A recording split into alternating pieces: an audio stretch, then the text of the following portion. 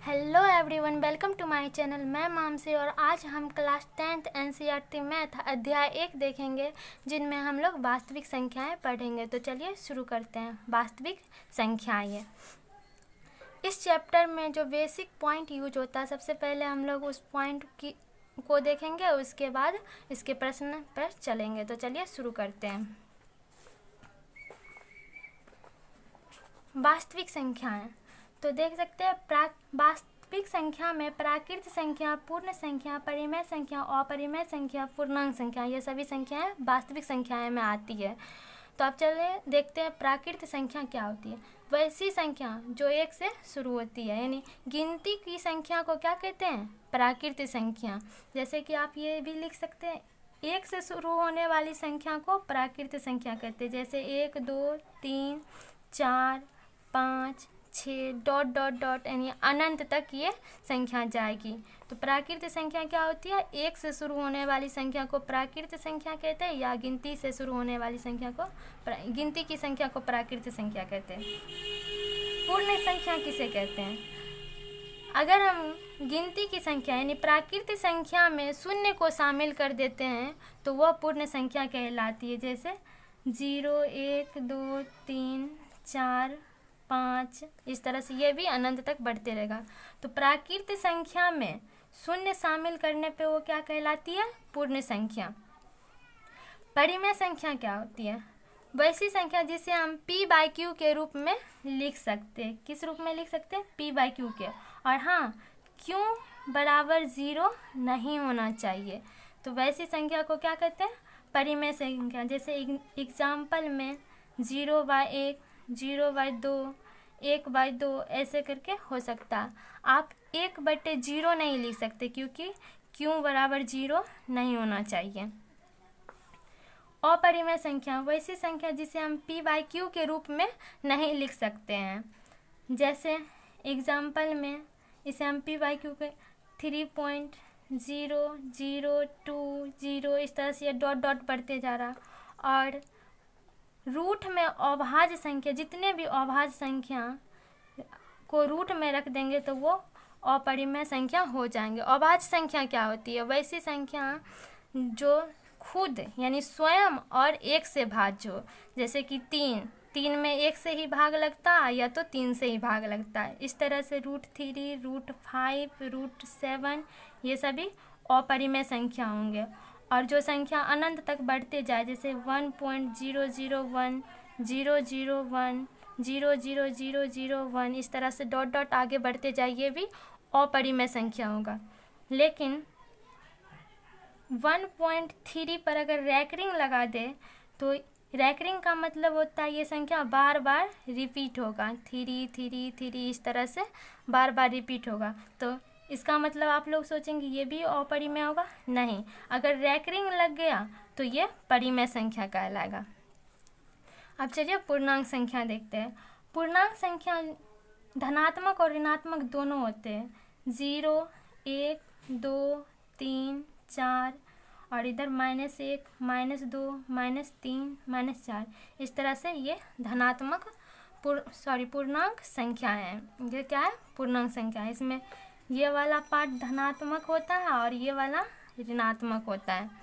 तो चलिए अब आगे बढ़ते हैं। अब एक पॉइंट है यूक्लिड विभाजन विधि। यूक्लिड विभाजन विधि, इसमें क्या होता है?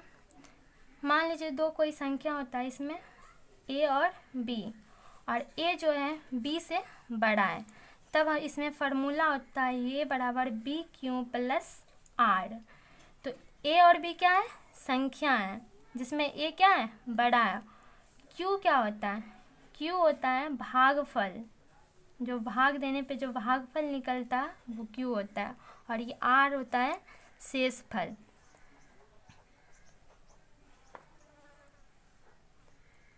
जब o से बड़ा या बराबर क्या हो? r हो और b से छोटा हो। r का वैल्यू क्या होता है?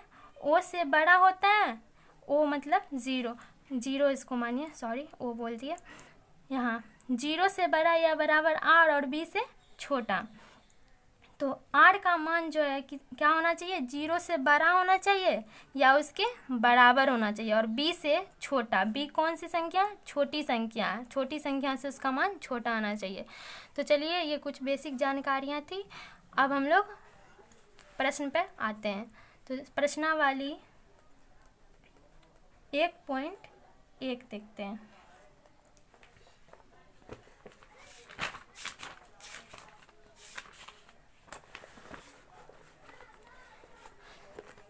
क्वेश्चन नंबर 1,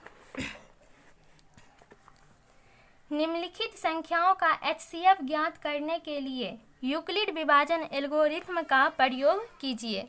तो हमें क्या निकालना है, HCF, और वो भी किस विधि से, यूक्लिड विभाजन विधि। अभी हम लोगों ने यूक्लिड विभाजन विधि यहाँ पढ़ा है। तो चलिए क्वेश्चन नंबर 1 का 135 और 225, 135 और 225 का HCF ज्ञात करना है, वो भी यूक्लिड विभाजन विधि से। तो HCF निकालना तो आप लोग को आता ही होगा।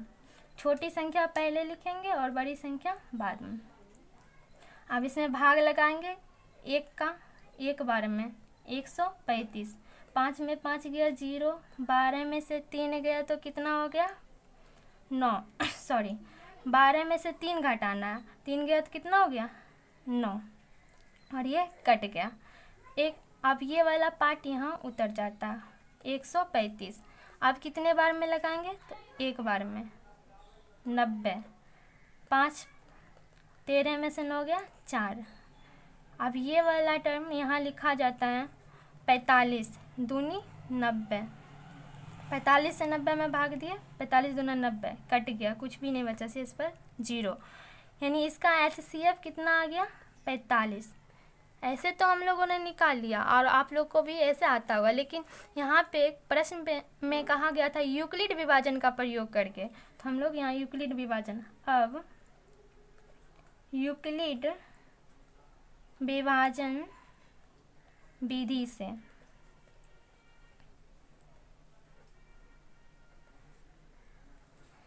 यूक्लिड विभाजन विधि क्या होता है, a बराबर BQ प्लस R।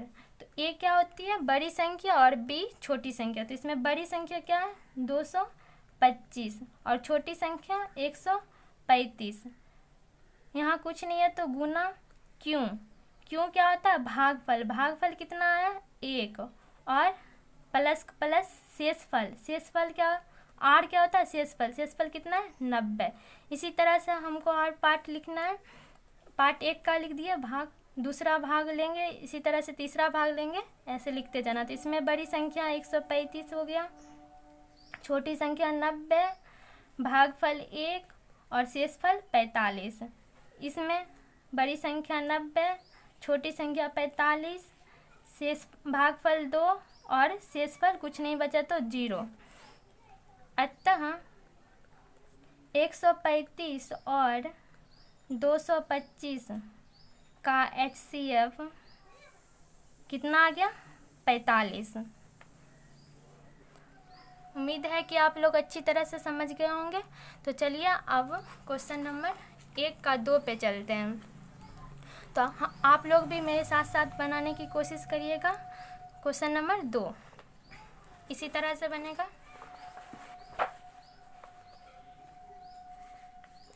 एक का 2, 196 और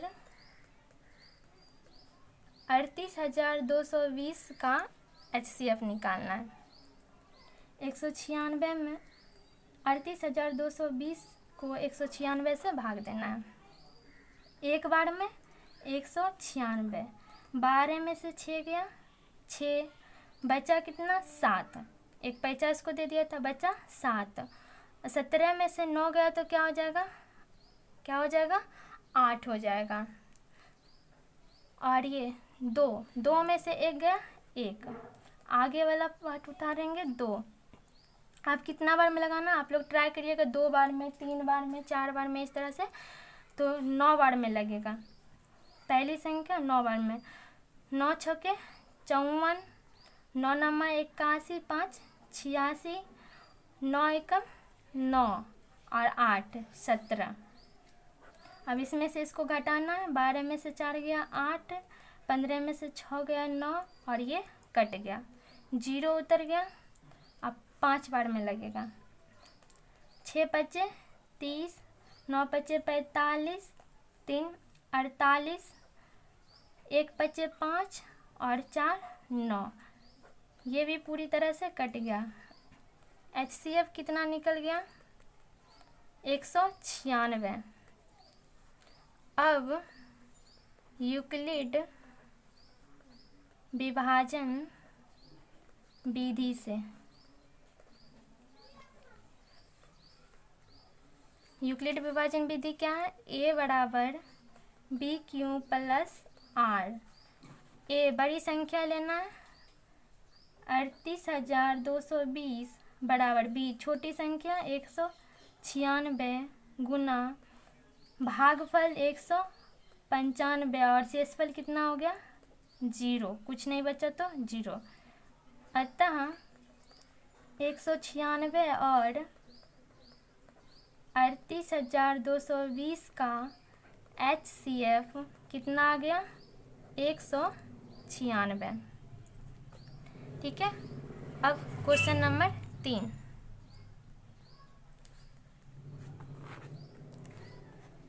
क्वेश्चन नंबर 3 है 867 और 255 का HCF निकालना है। यूक्लिड विभाजन, ध्यान रखिएगा, यूक्लिड विभाजन विधि का प्रयोग करके 867 और 255।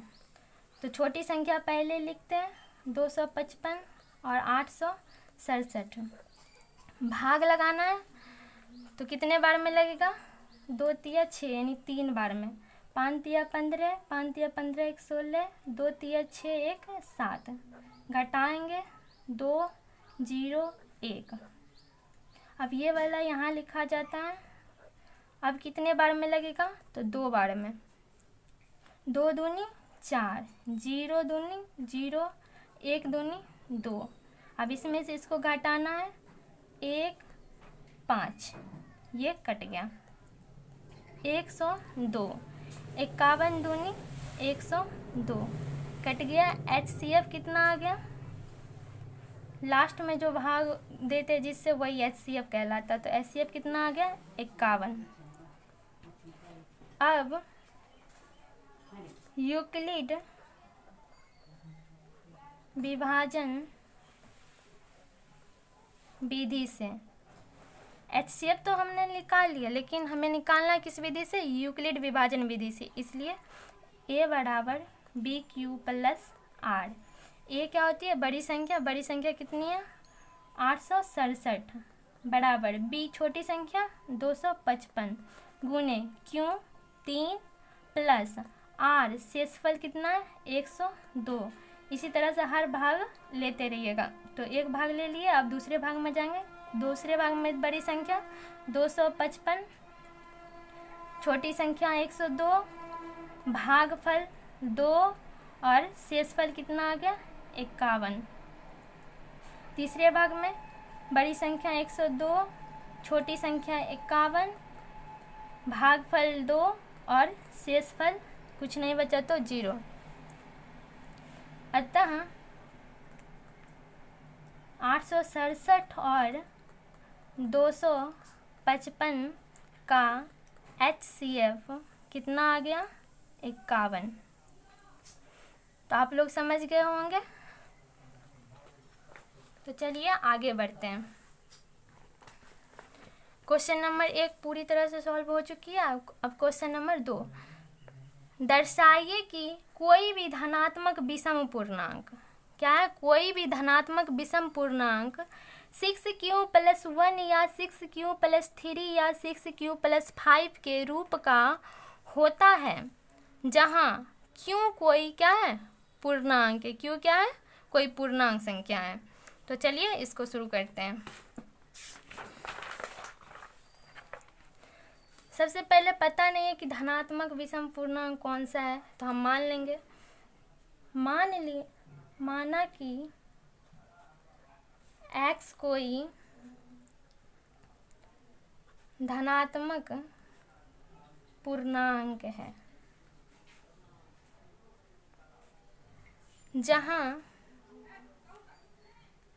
b बराबर 6, जहाँ क्या है b बराबर 6, प्रश्न में दिया हुआ है b बराबर 6 है, क्योंकि a बराबर b³ + r होता है तो b के जगह पे क्या है 6 है।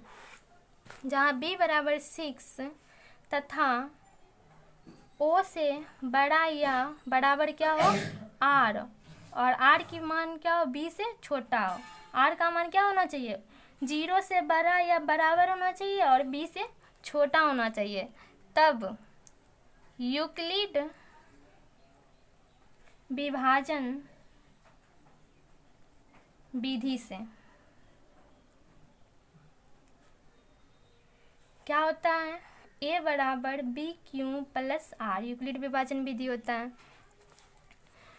तो r का मान कितना लेना है 0 के बराबर या 0 से बड़ा, तो r बराबर 0, तब a बराबर क्या हो जाएगा b के जगह क्या रखना है 6, क्यों कुछ भी नहीं है तो क्यों के जगह क्यों प्लस r का मान 0 बराबर क्या हो गया 6 + 0, इन दोनों को जोड़ेंगे तो क्या हो जाएगा 6। इसी तरह से हमें कहाँ तक मान लेंगे 5 तक, क्योंकि b का मान 6 है और r का मान हमें 6 से छोटा लेना है। r बराबर 1, तब a बराबर क्या हो जाएगा 6 × q + 1, क्या हो गया 6q + 1। r बराबर 2 रखेंगे तब क्या होगा a बराबर, तो 6 × q + r के जगह पे क्या रखना है 2, तो आ गया 6q + 2। फिर लेंगे r बराबर 3, तब a बराबर क्या होगा 6q + r के जगह पे 3, यानी 6q + 3। फिर लेंगे r बराबर 4, तब a बराबर 6q + r के जगह 4, 6q + 4। r बराबर 5, तब a बराबर 6 × q + r के जगह क्या रखना है 5, बराबर 6q + 5। अब देखिए 5 तक ही लेना है, क्योंकि यहाँ पे r का मान जो है b से छोटा लेना है और b कितना है 6 है, तो 6 से छोटा क्या होगा 5, और 0 से इसलिए क्योंकि r का मान 0 से बड़ा या उसके बराबर लेना है, तो इसीलिए 5 तक रखेंगे।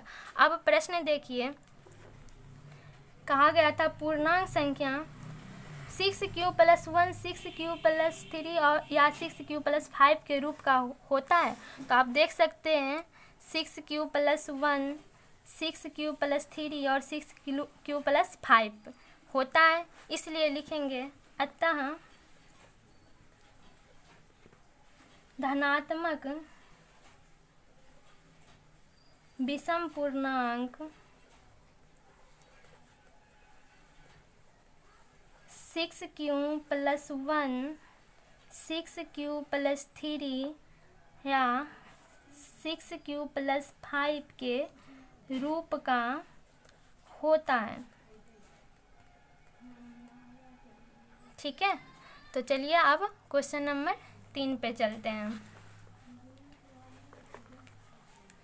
3 किसी परेड में 616 सदस्यों वाली एक सेना आर्मी है।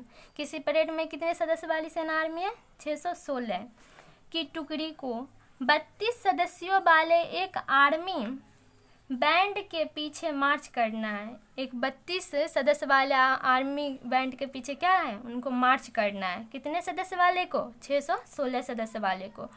दोनों समूहों को समान संख्या वाले स्तंभों में मार्च करना है। उन स्तंभों की अधिकतम संख्या क्या है जिनमें वे मार्च कर सकते हैं। तो उनकी अधिकतम संख्या पूछी जा रही जिनमें वो सदस्य हैं जो मार्च कर सकते हैं, आर्मी की जो सदस्य हैं। तो चलिए शुरू करते हैं इनको। 3 नंबर 32 है ना छोटी संख्या है और 616 बड़ी संख्या है। इनको इनके संख्या में मार्च करनी है और अधिकतम संख्या बतानी है। तो जिस तरह से HCF ज्ञात करते हैं वैसे ही इसको भी ज्ञात करेंगे। तो 32 कितने बार में भाग लगाएंगे? एक बार में। 11 में से 2 गया कितना हो गया? 9, और 5 में से 3 गया तो कितना हो गया? 2, उतारेंगे 6। उसके बाद क्या हो जाएगा? कितना से लगेगा? तो देख सकते हैं कि 9 बार में लगेगा। आप लोग ट्राई करिएगा कितने बार में लगता है। 9 बार में लग जाएगा, क्योंकि 9 तिया 27, 29 के आसपास आ रहा है। 9 दूनी 18, 9 दूनी कितना हो गया? 18, और 9 तिया 27, इसका वाला एक 28। 16 में से 8 गया 8, और ये सब कट गया। अब इसमें कितना से भाग लगाएंगे? 32 में भाग लगाएंगे 8 से। 8 चौके 32, कट गया। अधिकतम संख्या कितनी आ गई? यानी HCF कितना आ गया? 8। यूक्लिड, अब यूक्लिड विभाजन विधि से ए बराबर क्या होता है? BQ + R। ए का मान कितना? बड़ी संख्या कितना है? 616, बराबर बी कितना है? 32 गुने क्यों भागफल कितना है?